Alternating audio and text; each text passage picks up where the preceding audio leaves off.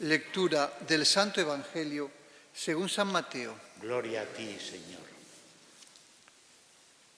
En aquel tiempo dijo Jesús a sus discípulos: Cuando venga el Hijo del Hombre, pasará como en tiempo de Noé. En los días antes del diluvio, la gente comía y bebía, se casaban los hombres y las mujeres tomaban esposo, hasta el día en que Noé entró en el arca.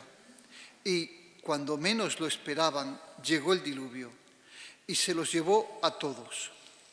Lo mismo sucederá cuando venga el Hijo del Hombre. 2 hombres estarán en el campo, a uno se lo llevarán y a otro lo dejarán.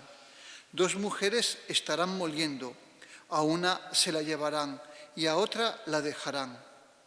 Por tanto, estad en vela, porque no sabéis qué día vendrá vuestro Señor.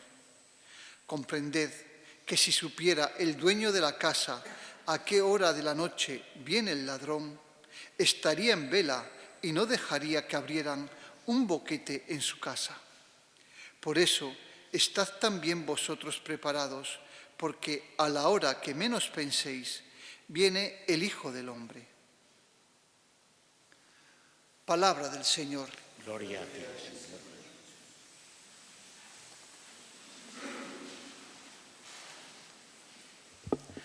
Antes de decir una palabra sobre el Evangelio que acabáis de escuchar y el tiempo litúrgico que hoy comenzamos, quisiera decir algo sobre el acontecimiento eclesial que estamos celebrando, los 1700 años del Concilio de Nicea, que fue un hecho histórico extraordinario, muy importante.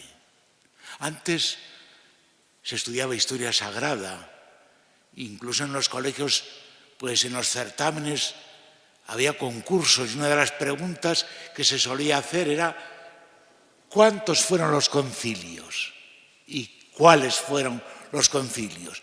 Y los sabíamos de carretilla, ¿no? Nicea, Constantinopla, Éfeso, Calcedonia, y así hasta 20, que eran Trento y el Vaticano II, y después el Vaticano I, y luego vino el segundo. Pues Nicea fue un hecho extraordinario. Fijaos, historia, el Edicto de Milán, por el cual la Iglesia logra la libertad de culto y de la fe, el 313. Pues el 325, el emperador Constantino reúne nada más y nada menos que a 318 obispos en Nicea, en su palacio. Constantino no estaba bautizado todavía. Entonces era bastante normal que los hombres, sobre todo, dejaran el bautismo para el final de la vida, porque naturalmente la vida cristiana tenía una serie de exigencias y muchos no estaban dispuestos, y además no había posibilidad todavía del sacramento de la penitencia tan frecuente, se podía recibir solamente al comienzo de la Iglesia una vez al año. Una vez en la vida. Y como era una vez en la vida, pues entonces, sobre todo los hombres lo dejaban para el final de su vida. Y posiblemente esa fue la razón por la cual Constantino, emperador no bautizado, convoca un concilio, el concilio de Nicea, para discutir herejías, además, buscando la paz del imperio. Entonces las cuestiones religiosas tenían mucha incidencia en la vida civil. Y naturalmente Arrio, que este era el cura, iba a decir, revoltoso y populista, empezó a decir que Jesucristo no era Dios, que era un ser extraordinario, que de alguna manera estaba entre Dios y los hombres. Y la razón que daba es que si fuera Dios no podía llorar, no podía sufrir, no podía morir. Y como Jesucristo pues naturalmente lloró en el portal de Belén como niño y ante la ciudad de Jerusalén y sufrió las penas del Calvario, en fin, pues, y le siguió mucha gente. Tuvo realmente mucha fortuna en su predicación y armó lío en el imperio. Y entonces Constantino quiso pacificar el imperio y por eso reunió en su palacio, además, en el palacio que tenía en Nicea, hoy no existe, ahí las ruinas, nada más que las andan todavía buscando, he encontrado algo, y ahí en su palacio durante por lo menos un mes o 2 meses, al cuerpo de rey, estuvieron los obispos pues poniéndose de acuerdo para declarar la divinidad de Jesucristo, que eso es lo específico de Nicea. Mirad, Nicea dice, ¿y esto qué nos importa a nosotros? Bueno, es un hecho histórico importante, primero, pero tiene 3 consecuencias, que son prácticas para hoy también. La primera es que la fe tiene una incidencia en la vida civil y el comportamiento y las creencias, pues naturalmente llevan una serie de valores que enriquecen a la sociedad. Y por eso ningunear la fe me parece un desacierto, no tenerla en cuenta como sucede hoy, ¿no? Eso, la primera. La segunda, allí se formuló la primera constitución de la Iglesia, el Credo de Nicea, que sintetizó aquello que es fundamental para decirse cristiano, seguidor de Jesucristo, que Dios es Padre, que Jesucristo es Dios y que realmente el Espíritu Santo ilumina nuestro corazón. Y es el credo que se reza no solamente los católicos, lo rezan los católicos, los ortodoxos y los protestantes. Por lo tanto, es un signo de unidad. Y lleva 1700 años en vigor y lo confesamos todos los domingos. ¿Hay alguna ideología que tenga un cuerpo de doctrina que haya durado tantos años inmutable? Y tercero, la divinidad de Jesucristo. Hoy es más importante de lo que pensamos. Mucha gente duda de la divinidad de Jesucristo. Hombre, fue un gran personaje, fue una persona que hizo mucho bien, fue una persona que marcó realmente un ideal en la sociedad, que se preocupó de los pobres, que se preocupó de los enfermos, que se preocupó de los que sufrían y que de alguna manera trató de dignificar la vida humana. ¿Pero qué es Dios? Eso también hoy. Pues nos viene bien celebrar estos 1700 años, primero, para valorar nuestra fe. Segundo, para reafirmar nuestras convicciones.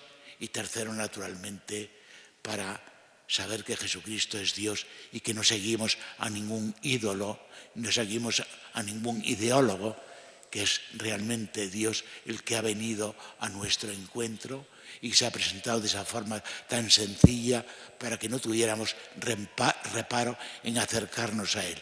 Sí, lo podemos coger hasta en los brazos, que es lo que vamos a celebrar ahora. Bien, como veis, esto es a propósito. Ayer el Papa estuvo en Nicea, era también un propósito que tenía Francisco, que no lo pudo cumplir, al convocar el año jubilar. En el edicto de convocatoria, al final habla precisamente de los 1700 años de Nicea y que era importante que lo celebrásemos por esas razones. Segundo, hoy cambiamos de ciclo. Era en el ciclo C y teníamos como maestro y educador y catequista y evangelista a San Lucas. Bueno, pues ahora tenemos a San Mateo. El ciclo A, durante el año, va a ser el Evangelio de San Mateo el que nos ayude a conocer más a Jesucristo y naturalmente a vivificar nuestra fe. Los evangelios hablan todos de la vida de Jesucristo, pero cada uno pone matices y lo cuenta a su manera. Y sobre todo, el evangelio para la vida. Lo que hay que tener en cuenta, a quién dirigió San Mateo su evangelio. ¿A quién lo dirigió? Pues a judíos convertidos al cristianismo y por lo tanto, su objetivo es convencerlos de que Jesucristo es el Mesías esperado.